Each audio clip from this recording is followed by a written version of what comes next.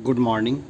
आज कुछ क्वेश्चंस को हम लोग डिस्कस करते हैं। जो क्वेश्चंस मेंस आंसर राइटिंग में तो आपको बहुत काम देगा ही, और ऐसे क्वेश्चंस अगर आपको देखने को मिल गए तो कुछ पॉइंट्स हैं जो आपको पहले से रटे हुए रहेंगे तो एग्जामिनेशंस में काफ़ी काम देंगे। तो देखिए, ये जो क्वेश्चन है ना, ये जीएस पेपर 2 में देखने को मिल सकता है। ज़रूरी नहीं है कि सेम टू सेम क्वेश्चन आए, लेकिन इसके पॉइंट्स जो हैं वो आपके किसी न किसी आंसर्स में काम आ सकते हैं। तो चलिए क्वेश्चंस को शुरू करते हैं। जो क्वेश्चन है उसको देखते हैं।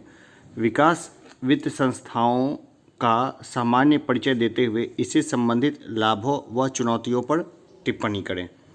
देखिए, इसको मैंने फुल स्केल इस आंसर को लिखा है, यानी इस आंसर को खुद ही लिखा है और ये देखने की कोशिश की है कि एग्जामिनेशंस हॉल का जो प्रेशर है वो कैसे पड़ता है, और वो हैंडराइटिंग से लेकर के बाकी कई चीज़ों को किस तरह से वो डिसअरेंज करने में भूमिका निभाता है। ठीक है ना। तो आंसर राइटिंग की प्रैक्टिस के ख्याल से यह क्वेश्चंस काफ़ी इंपॉर्टेंट है। देखिए, तो पहले क्वेश्चन को शुरू करते हैं। विकास वित्त संस्थान ऐसे संस्थान के रूप में जाने जाते हैं जो कृषि, उद्योग, आवास आदि बुनियादी ढांचे जैसे क्षेत्रों के दीर्घकालीन विकास हेतु लंबी अवधि के ऋण प्रदान करते हैं। विकासशील देशों में ऋण प्रदान करने एवं अर्थव्यवस्था को गति देने में इन संस्थानों की महत्वपूर्ण भूमिका है। इन संस्थानों में सरकार की आंशिक या पूर्ण हिस्सेदारी होती है। हालांकि, ठीक है ना, कई बार लिखते हुए कई सारे बिंदु छूट जाते हैं। हालांकि विकास वित्त संस्थान निजी स्वामित्व या आंशिक निजी स्वामित्व वाले भी होते हैं। हाल ही में भारत की संसद ने राष्ट्रीय अवसंरचना, वित्त पोषण और विकास बैंक विधेयक 2021 पारित किया है। देखिए, अभी हाल फिलहाल पारित किया है, तो ये क्या है, खूब चर्चाओं में रहा है, इसलिए इस तरह के क्वेश्चंस आपको देखने को मिल सकते हैं। यह विधेयक राष्ट्रीय अवसंरचना, वित्त पोषण और विकास बैंक को एक विकास वित्त संस्थान के रूप में स्थापित करने का उद्देश्य रखता है, जिससे लंबी अवधि की अवसंरचना परियोजनाओं को वित्त प्रदान किया जा सके। ठीक है। अभी हमने क्वेश्चंस में देखा था, हमने क्वेश्चन क्या देखा था, आप अगर क्वेश्चन को याद कर पा रहे हो तो पढ़िए कि क्वेश्चन किस तरह का था। क्वेश्चन था, विकास वित्त संस्थाओं का सामान्य परिचय देते हुए इसे संबंधित लाभों व चुनौतियों पर टिप्पणी करें। ठीक है ना। तो ये तो बेसिक स्ट्रक्चर जो है वो क्वेश्चन का हो गया। जैसे विकास वित्त संस्थाओं का सामान्य परिचय हो गया ये। अब हो गया लाभ। इस क्वेश्चन में कितने खंड थे? 3 खंड थे। जैसे एक क्वेश्चन में पूछा उसने परिचय, परिचय के बाद क्या पूछा? लाभ, लाभ के बाद क्या पूछा? चुनौती। तो चलिए लाभ को देखते हैं। विकास वित्त संस्थान विभिन्न क्षेत्रों की दीर्घकालीन परियोजनाओं को वित्त पोषित करते हैं, जिनमें वित्तीय जोखिम अधिक होने के कारण वाणिज्यिक बैंक ऋण प्रदान करने से बचते हैं। दीर्घावधि की परियोजनाओं में दिए जाने वाले ऋण के प्रतिफल की प्राप्ति में बहुत समय लगता है। ऐसे में वाणिज्यिक बैंक इस तरह के दीर्घावधि के ऋण प्रदान करने में अक्षम होते हैं। विकास वित्त संस्थान वाणिज्यिक बैंकों की इस अक्षमता से निपटने में सहायक साबित होते हैं। ऐसी परियोजनाएं जिनमें लागत अधिक होती है, उनमें वित्त पोषण हेतु विकास वित्त संस्थान वाणिज्यिक बैंकों के साथ सिंडिकेट बनाकर वित्त की उपलब्धता सुनिश्चित करते हैं। विकास वित्त संस्थान दीर्घावधि परियोजनाओं को तकनीकी कौशल और प्रबंधकीय विशेषज्ञता प्रदान करते हैं। अब ये तो हो गई इसके लाभ। अब इसकी चुनौतियों को देख लेते हैं। इसकी चुनौती क्या है? तो विकास वित्त संस्थाओं का प्रबंधन जटिल होता है, जिससे राजनीतिक हस्तक्षेप का खतरा विद्यमान रहता है। आगे देखें, परियोजनाओं को ऋण देने के संबंध में संस्थान जोखिम आकलन नहीं करते, इससे भ्रष्टाचार को बढ़ावा मिलता है। ये संस्थान गैर लाभकारी प्रतिस्पर्धा को बढ़ावा देते हैं। विकास वित्त संस्थान के संदर्भ में सरकार के स्तर पर निजी व सार्वजनिक संस्थानों के बीच संतुलन स्थापित करना कठिन होता है। सार्वजनिक क्षेत्र के विकास वित्त संस्थानों को कुशल कर्मचारियों हेतु निजी संस्थानों से कड़ी प्रतिस्पर्धा करनी पड़ती है। तो ये कुछ पॉइंट्स थे जो क्वेश्चंस हैं इस तरह के अगर आते हैं तो आपको उसके खंड बाई खंड तोड़ के उसके उत्तर जो है वो लिखने ज़रूरी हैं। तो ये क्वेश्चन उनके लिए है जो अभी अभी मेंस दे रहे हैं, जो जिनका मेंस अभी फ़िलहाल नहीं है और जिनको अभी कई सारे टर्म समझ में नहीं आ रहे होंगे, तो वो परेशान नहीं हो। ये सारे टर्म और बाकी चीज़ें डिटेल से मैं आने वाली जो क्लासेस है उसमें बताता रहूँगा। जो भी क्लास लूँगा उसमें सब चीज़ें बताऊँगा। एक और क्वेश्चन को हम लोग देख लेते हैं। एक और क्वेश्चन को देखते हैं। इसका उत्तर जो है ना, ये खुद ही लिखने की कोशिश करें या फिर अगर मन में क्वेश्चन बना लिया तो उसको छोड़ दें, क्योंकि मेंस में काफ़ी कम समय बचा है। मुझे भी इस तरह की आशा नहीं थी कि मेंस इतनी जल्दी हो जाएगा। मुझे लगा था अगस्त एंड वगैरह में होगा और इस तरह से मैंने खुद को प्रिपेयर किया था, लेकिन चूंकि मेंस बहुत जल्दी हो रहा है तो हम लोग जो भी इम्पोर्टेंट क्वेश्चंस होगा हिंदी और इंग्लिश में उसको हम लोग कर लेंगे। तो देखिए, क्या हम जलवायु परिवर्तन के क्षेत्र में संज्ञानात्मक असंगति के दौर से गुजर रहे हैं? जब हम एक ओर जलवायु संबंधी हड़तालों में भाग ले रहे हैं, वहीं दूसरी ओर हमारा उपभोग प्रतिरूप तीव्रता एवं अपरिवर्तनीय रूप से बढ़ रहा है। ये बहुत अच्छा क्वेश्चन है, ठीक है ना। ये खूब बढ़िया क्वेश्चन है और इसमें थोड़ी सी डेप्थ जो है ना वो होनी ज़रूरी है। तो इसमें एक एग्जाम्पल की सहायता से और कुछ जो प्रमुख थिंकर्स हैं उनके हम लोग बातों को लेंगे तो हमारा उत्तर जो है वो थोड़ा ज़्यादा अच्छा बन जाएगा। जैसे देखिए, इसके उत्तर खुद ही लिखना है आपको, मैं इसका उत्तर नहीं लिख के बताऊँगा, मैं इंपॉर्टेंट पॉइंट्स बता देता हूँ। जैसे अमेरिकी सामाजिक मनोविज्ञानी लियोन फेस्टिंग्स के अनुसार संज्ञानात्मक असंगति एक ऐसी परिस्थिति को संदर्भित करता है जहाँ अभिवृत्तियाँ एवं व्यवहारों में परस्पर विरोधाभास की उपस्थिति विद्यमान हो, जो कि व्यक्ति में मानसिक परेशानी का कारण बनता है। जैसे अगर कोई चीज़ पैराडॉक्स अगर दिमाग में चलता रहता है तो क्या होता है, एक मानसिक परेशानी का सबब बन जाता है। इसे कम करने और अभिवृत्ति एवं व्यवहार में संतुलन बनाने हेतु व्यक्ति को अभिवृत्ति या व्यवहार में से एक विकल्प चुनना पड़ता है। उदाहरण के लिए, व्यक्ति संज्ञानात्मक स्तर पर यह जानते हुए कि धूम्रपान कैंसर का कारण बनता है, फिर भी वह व्यवहार में धूम्रपान करता है। यह स्थिति संज्ञानात्मक असंगति की है। इसी प्रकार वर्तमान जलवायु परिवर्तन के परिदृश्य में संज्ञानात्मक असंगति विद्यमान है, जो निम्नवत है। हम यह जानते हैं कि प्लास्टिक एवं माइक्रोप्लास्टिक स्थलीय एवं जलीय पर्यावरण को अत्यधिक नुकसान पहुंचाता है। उनका उपयोग करते हुए हम असहज भी होते हैं, किंतु अंततः अपनी आवश्यकता पूर्ति के लिए हम इन उत्पादों का उपयोग जारी रखते हैं। यह जानते हुए कि ऑटोमेटिव वाहनों से होने वाला उत्सर्जन किस सीमा तक पर्यावरण को क्षति पहुंचा सकता है, हम सार्वजनिक परिवहन का प्रयोग करने की बजाय निजी वाहनों का प्रयोग जारी रखते हैं। कार्बन उत्सर्जन को कम करने तथा अंतर्राष्ट्रीय सहयोग को बढ़ावा देने के लिए पेरिस जलवायु जैसे समझौते विद्यमान हैं, किंतु अप्रबंधित वैश्विक पूंजीवादी मानसिकता की स्थिति में एक संज्ञानात्मक असंगति उत्पन्न करती है, जो स्पष्ट रूप से ग्रीन हाउस गैसों के उत्सर्जन को बढ़ावा देती है। चलिए कुछ और पॉइंट्स को देखते हैं। कार्बनिक खाद्य पदार्थों, स्थानीय एवं उचित उत्पादों की खरीद जैसे प्रगतिशील विकल्प अपनाने के बावजूद एक स्पष्ट नैतिक खरीद अंतराल विद्यमान है, जो अभिवृत्ति व्यवहार अंतराल यानी संज्ञानात्मक असंगति उत्पन्न करता है, जिसके परिणाम स्वरूप लोग निरंतर पर्यावरण असहिष्णु उत्पादों का उपयोग कर रहे हैं।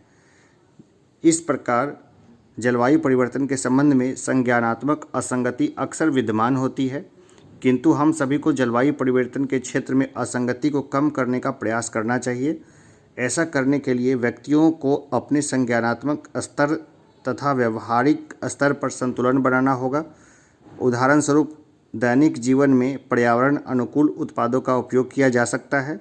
संज्ञानात्मक असंगति को उच्च भावनात्मक बुद्धिमत्ता या उच्च नैतिक क्षमता के विकास से कम किया जा सकता है। उसे सामाजिक अनुनयन, सकारात्मक कंडीशनिंग एवं वार्ताओं के माध्यम से भी कम किया जा सकता है। देखिए, माइक्रोप्लास्टिक्स और बाकी कई सारे एग्जाम्पल्स हैं जिसका लोग इस्तेमाल करते हैं और वो काफ़ी ज़्यादा प्रदूषण को बढ़ावा देते हैं। इसी तरह दैनिक जीवन में जो हम लोग खाद्य पदार्थ का जो इस्तेमाल करते हैं उसके कारण भी प्रदूषण होता है।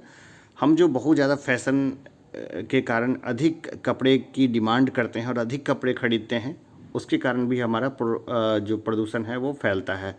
तो ये सब जो बेसिक चीज़ें हैं, कुछ और क्वेश्चंस को हम लोग देख लेते हैं जो या तो PSIR में आपके काम आ सकता है या फिर GS1 में।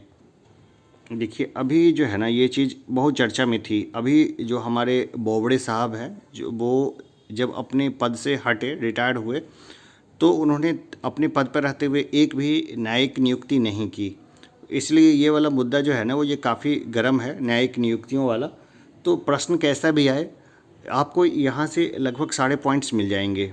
जैसे कि अभी देखें, हालिया संदर्भ को देखें, न्यायिक नियुक्तियों का मामला देखें, हालिया संदर्भ। तो हाल ही में भारत के मुख्य न्यायाधीश की सेवानिवृत्ति के बाद ये मुद्दा चर्चा में आया, क्योंकि बोबड़े साहब ने एक भी न्यायिक नियुक्ति नहीं की। ठीक है ना।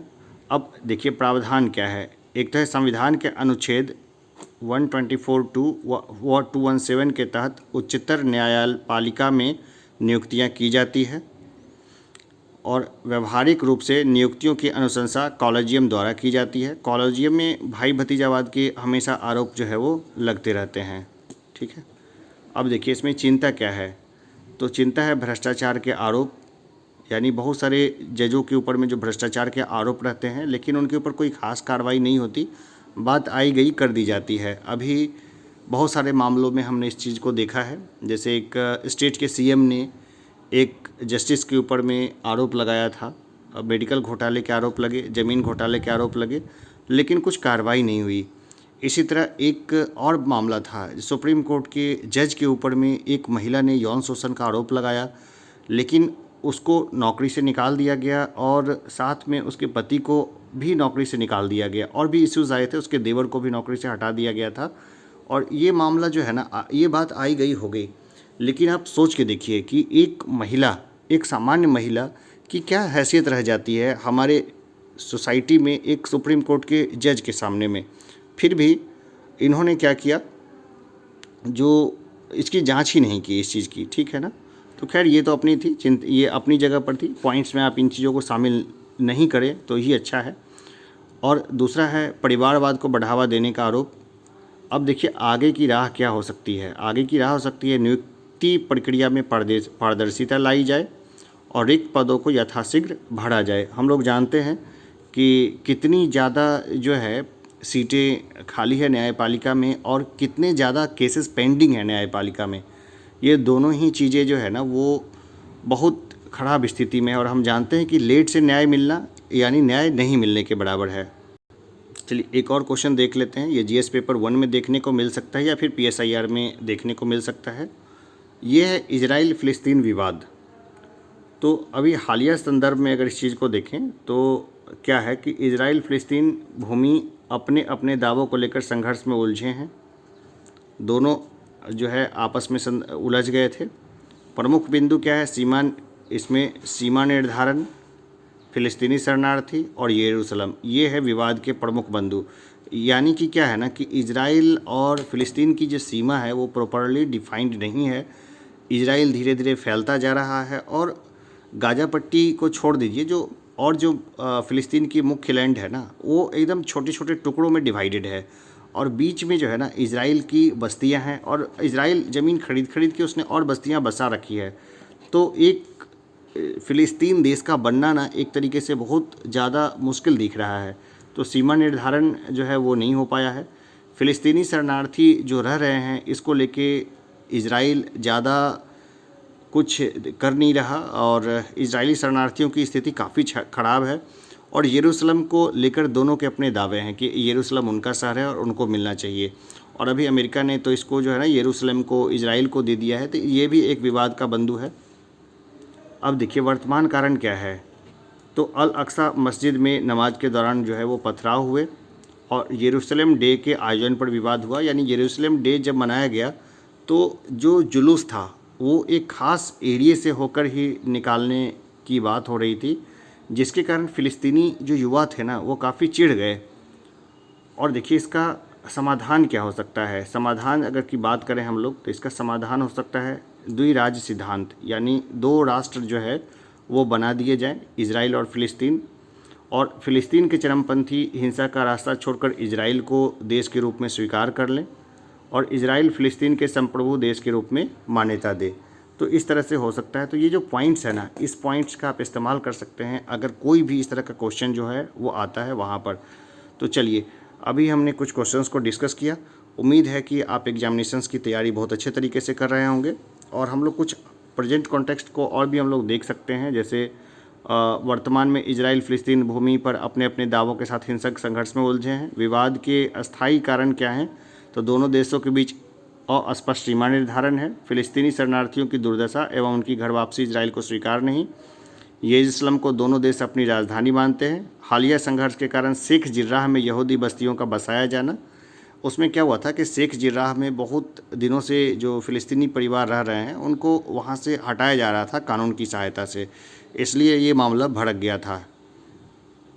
रमज़ान के आखिरी शुक्रवार को अल अक्सा मस्जिद में नमाज के बाद हुआ उग्र प्रदर्शन। यरूशलेम डे आयोजन से संबंधित विवाद, समाधान क्या है? संयुक्त राष्ट्र एवं अन्य बड़े देशों द्वारा सुझाया गया द्विराज्य सिद्धांत, जिसमें एक राज्य इजराइल होगा और दूसरा फिलिस्तीन।